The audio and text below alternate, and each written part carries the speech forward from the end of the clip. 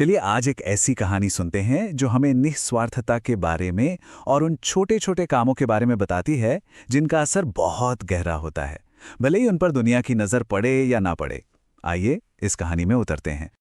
तो कहानी में आगे बढ़ने से पहले एक सवाल है जिस पर सोचना बनता है। क्या किसी भी अच्छे काम की कीमत सिर्फ तब होती है जब उसे कोई देख रहा हो? यही सवाल हमारी आज की कहानी की नींव है। कल्पना कीजिए, एक शहर है, खूब चहल पहल भाग-दौड़ वाली जिंदगी। लेकिन वहीं शहर के बीचों बीच कुछ बहुत ही खास हो रहा है। एक दीवार बनाई जा रही है जिसका नाम है नामों की दीवार। लेकिन सुनिए, ये कोई मामूली दीवार नहीं थी। इस पर किसी नेता, किसी सेलिब्रिटी या किसी अमीर इंसान का नाम नहीं था। बिल्कुल नहीं। ये दीवार ये तो उन आम लोगों के लिए थी, उन गुमनाम हीरोज के लिए, जिनकी छोटी छोटी अच्छाइयां चुपचाप इस शहर को बेहतर बना रही थीं। और उसी दीवार को देखने आई भीड़ में एक बूढ़ी सी औरत भी थी। नाम था अन्या। वो अन्या जिसने अपनी पूरी जिंदगी बस खामोशी से दूसरों की मदद करने में निकाल दी थी, बिना ये सोचे कि बदले में क्या मिलेगा। तो सवाल उठता है कि अन्या आखिर करती क्या थी? मतलब उसके वो कौन से काम थे जो इतने खास थे कि उन्हें याद किया जाए? चलिए देखते हैं। उसके काम सच कहें तो बहुत ही मामूली थे। हर दिन गली के कुत्तों को खाना खिलाना, पड़ोसियों के अगर कपड़े फट गए तो वो सिल देना, और अपने पास जो थोड़ा बहुत होता था उसे भी जरूरतमंदों में बांट देना। और सबसे बड़ी बात, उसने इन सब कामों के बदले कभी कोई तारीफ या पहचान नहीं चाही। अब कहानी उस पल में पहुंचती है जब अन्या उस दीवार के पास जाती है। वो देखती है कि दीवार पर सैकड़ों नाम सुनहरे अक्षरों में चमक रहे हैं। हर नाम के पीछे निस्वार्थ सेवा की एक कहानी छिपी थी। वो धीरे धीरे एक एक नाम को देख रही थी, पढ़ रही थी कि तभी उसकी कांपती उंगलियां और हैरान आंखें एक जगह जाकर रुक गईं। उसकी नजर एक ऐसे नाम पर पड़ी जिसने उसे अंदर तक झकझोर कर रख दिया। दीवार पर लिखा था आन्या पटेल, और वजह रोज आवारा कुत्तों को खाना खिलाने के लिए।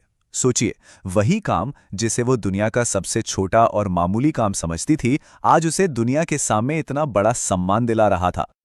आन्या की आंखों से आंसू छलक पड़े। उसे तो यकीन ही नहीं हो रहा था। उसने तो कभी सपने में भी नहीं सोचा था कि उसके इतने चुपचाप किए गए कामों पर भी किसी की नजर होगी। और बस उसी एक पल में आन्या को एक बहुत बहुत गहरी बात समझ में आई। उसे एहसास हुआ कि शायद हम अपने कामों के असर को बिल्कुल गलत तरीके से मापते हैं। वो समझ गई कि अच्छाई को तालियों की गूंज की जरूरत नहीं होती। उसका असली असर तो इस बात से मापा जाता है कि उसने कितनी जिंदगियों को छुआ, न कि इस बात से कि उसे कितनी शोहरत मिली। और यही तो अच्छाई की असली ताकत है ना? एक छोटा सा काम एक लहर की तरह शुरू होता है। पहले वो एक जिंदगी को छूता है और फिर धीरे धीरे वो पूरे समाज को, पूरे समुदाय को मजबूत बना देता है।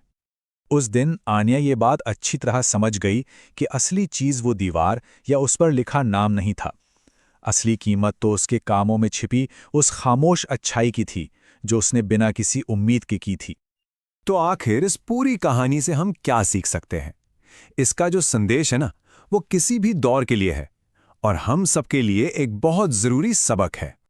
ये कहानी हमें सिखाती है निस्वार्थता के बारे में।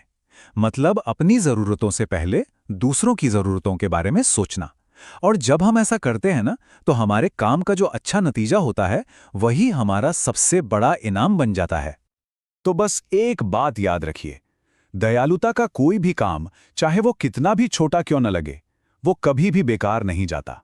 वो इस दुनिया पर अपनी एक ऐसी छाप छोड़ जाता है जो कभी मिटती नहीं, भले ही हमें उस वक्त उसका एहसास हो या ना हो। और अब आखिर में एक सवाल, जरा सोचिए, वो कौन से खामोश योगदान हैं, वो कौन सी छोटी छोटी अच्छाइयां हैं जो आपकी दुनिया को, आपके आसपास की दुनिया को और भी खूबसूरत बना रही हैं?